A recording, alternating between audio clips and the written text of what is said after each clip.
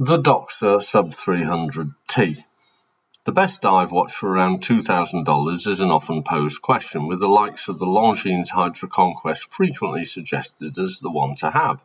In fact, I do have one, but I would like to suggest a belter of an alternative, the Doxa Sub 300T. This is a fabulous watch, and at only £1,900 or $2,500, excluding any tariffs, is a complete bargain. Those of you of a certain age will recall the desert-like offerings of the three, yes, only three, television channels of the 1970s United Kingdom, particularly on Sundays. Children's programmes were few and far between, typically being limited to about an hour and a half per day. It was impossible to watch two channels at once, and on-demand television was decades away. If you missed it, you missed it. Or, even worse, if you were there, but your parents were watching something else on one of the other two channels, you still missed that cherished cartoon in the middle of a seemingly endless schedule of boring programmes aimed at discerning adults. Consequently, discovering an occasional gem of a programme which, whilst not aimed at children, was at least interesting and on at a time when the television was accessible — evening television belonged to parents, of course — made rainy Sundays at least partially bearable. Introducing the undersea world of Jacques Cousteau, a French diver who explored coral reefs in exotic locations in an era where holidays were typically taken in Rhyl or, if lucky, Cornwall. Jacques was exciting and intelligent, and no fool either. He invented the aqualung, no less. He also won the National Geographic Gold Medal, and he wore a Doxa. Unbeknownst to me at the time, Doxa got into diving watches in the 1960s, and, following a study into visibility underwater, produced watches with bright orange faces and black luminous hands. They featured a unidirectional bezel, which could be used to time the dive, and incorporated a useful depth calculator to help divers time their ascents to avoid the bends, a condition in which nitrogen gets trapped in the bloodstream due to the compression effects of water. The watches were, of course, waterproof to a considerable depth, and Jacques Cousteau wore one. Skip forward about 60 years, and Doxa still make essentially the same watch. It still has an orange face, although numerous other colours are now available.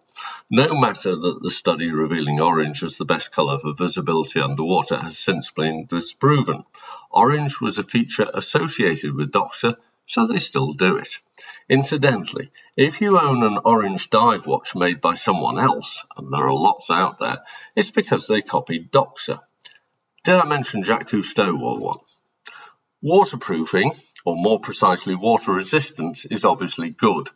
And by good, I mean insane. I owned a tag years ago which was water resistant to 200 metres, or 660 feet, way deeper than I ever wanted to go. More recently, I bought a Longines Hydra Conquest which goes to 300 metres, or 1,000 feet. Overkill. The Doxa goes to 1,200 metres. 4,000 feet. 4,000 feet. At that depth, there is no sunlight available at all. They're a scary-looking fish. The pressure is 1,721 pounds per square inch. A human, having bits containing gas, useful bits such as lungs and intestines, is instantly crushed, all except for their Doxa, it seems. To put this in context, the pressure wave from 5 kilograms of Semtex exploding about 10 metres away is way less than that. Enough to blow the walls out of any building, of course, but not enough to trouble the Doxa. The watch is literally bomb-proof, and Jacques Cousteau wore one. It also has a helium escape valve, discreetly fitted opposite the crown. This is opposed to some brands who feel the need to make a big deal out of a helium escape valve. Oh, what? a helium escape valve.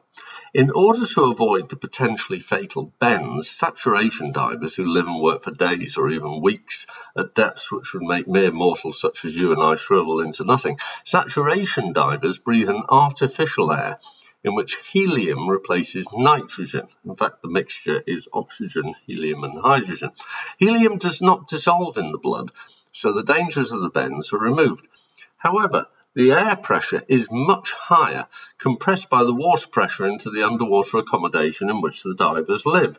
When coming back up to the surface, this gas, having been forced into any watch that the diver is wearing, must be allowed out by a route which doesn't involve forcing off the watch glass, the helium escape valve. Isn't this all a bit pointless, I hear you ask? You're never going to get anywhere near that depth. Well, at least I hope not. Yes, I know, but it does mean that I can laugh in the face of morning showers or swimming pools with their pathetic 3-metre deep ends. Feeble. For this watch, the bottom of the North Sea is a mere trifling matter, so you can wear it in pretty much any situation without concern. As does Dirk Pitt, the hero of the Clive Cussler novels. He famously wears a Doxa, which famously does not let him down. And if you too wear a Doxa, people will notice. Non-watch type people who at work, yes, they do exist, notice the Doxa more than, say, a Grand Seiko or an IWC. In fact, you can pretty much spot one across the street. The watch weighs about 50 kilograms, or so it seems when you get it out of the box, but on the wrist it doesn't feel different to anything else. The weight is partly due to the fabulous strap, with the beads of rice pattern and, more importantly, built-in micro-adjust, which doubles as an expansion mechanism so that the watch will fit over a wetsuit, should you actually take the thing into the sea. It is absolutely perfect. I gather some people, God knows who, don't like the strap design, but there are colour-coded silicone options instead, should you prefer. The overall effect is great, and it's actually a very handsome watch. The finish is brushed on the horizontal surfaces and polished on the vertical, and this works really well. The chunky crown has the Doxa logo nicely added, as does the clasp. On the underside, there's another Doxa trademark, the sailing ship. Inside there is, of course, a Sellita SW200. This replaced the previous ETA movement after the Swatch Group became touchy about supplying movements to rival brands. Sellita, always happy to step in, covered this, and my understanding is that Doxa had to make almost no changes to their design for the Sellita to drop into the case. The SW200 comes in different grades, and this one seems both accurate and smooth. The date window is at 3 o'clock and, typical of Sellita, skips forward within 10 minutes at midnight. Because of the positioning of the brand on the face and the opposing diagonals, the face seems remarkably balanced as well. The distinctive design actually wears pretty slim on the wrist and does not look like some over-the-top macho watch statement. In fact, if she could figure out how to remove some of the links from the strap, my wife would have nicked this by now because she thinks it looks great and matches one of her jackets, of course. The only slightly disappointing aspect is the loom. I should clarify that the loom works perfectly well and is visible all night should you wear the watch to bed. However, I figured it would be exceptional and better than my Longines Spirit models, which isn't. Having said that, the watch is pretty clear, and even if orange cannot be seen in water, the time is always apparent in daylight and at night time here. So, overall, the watch is much more attractive than it looks on paper. It's a dive watch, pure and simple, but it looks great too. Possibly more importantly, it looks distinctive. Nothing looks quite like a Doxa. It's superbly reliable and literally bomb-proof, and for £1,900, I reckon that's quite a bargain. Oh, and Jacques Cousteau wore one.